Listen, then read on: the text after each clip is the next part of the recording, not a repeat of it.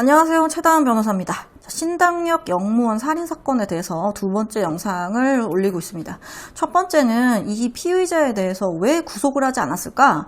좀 아쉽다. 충분히 구속할 수 있는 사유가 된다고 보이는데 이런 얘기를 했었고요. 지금은 피해자에 대한 보복범죄에 대해서 좀 설명을 드리려고 합니다.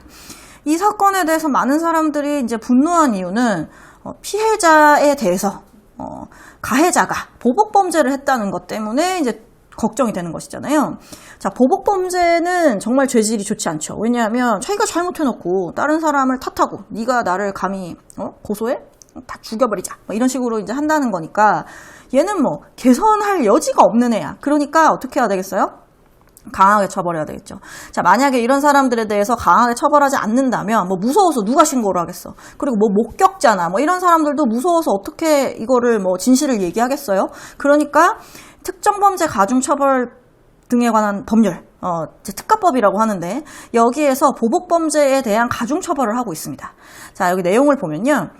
결국 고소한 사람, 이런 사람 아니면 증언을 한 사람, 이런 사람들한테 이제 보복의 목적으로 살인을 범한 사람은 사형, 무기 또는 10년 이상의 징역에 처한다고 하고 있습니다.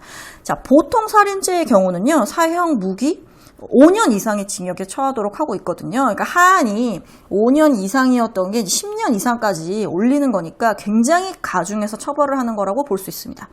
왜냐하면 보복범죄는 전혀 선처의 여지가 없잖아요. 이거는 용서해줄 여지가 없어. 그러니까 굉장히 강하게 처벌하고 있다.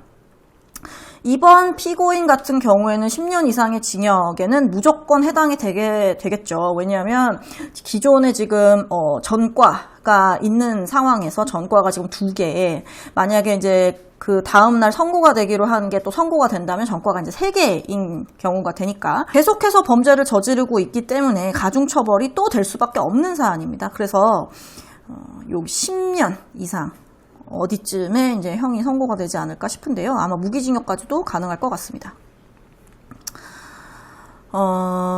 형법상의 법정형보다 가중하여 사형, 무기, 10년 이상의 징역에 처하도록 규정하고 있는데 이는 범죄 신고자 등의 보호 그리고 국가의 형사사법 기능을 보호하기 위한 것이다 라고 얘기를 하고 있어요. 그래서 보복의 목적을 가지고 있었는지 아닌지에 대해서 이제 판단을 하게 되겠죠.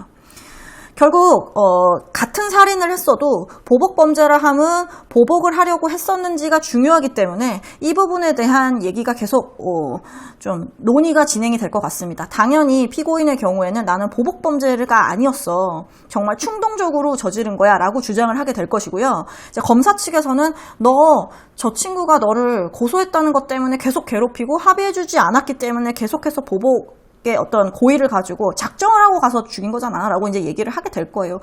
앞으로 그렇게 진행이 될 거라는 점을 좀 미리 파악을 하시고 앞으로 이제 이런 주장을 가해자 측이 하겠구나. 자, 그러면 검사는 어떤 식의 내용을 이제 입증해야 되겠구나. 어떻게 진행이 되겠구나라는 것을 조금이라도 아실 수 있을 것 같습니다.